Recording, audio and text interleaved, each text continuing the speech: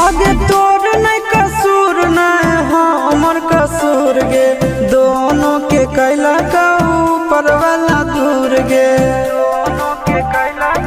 ये सुनो आगे तोर नहीं कसूर नहीं हमर कसूर गे, दोनों के कैला का ऊपर वाला दूर गे। आगे शीशा के छोड़ा के तो मिलूंगी चिंटू या न जान से आगे सोना, चिंटू या न जान से जोड़ी है बनावल भगवान के, दोस्त नहीं इंसान के आगे सोना, दोस्त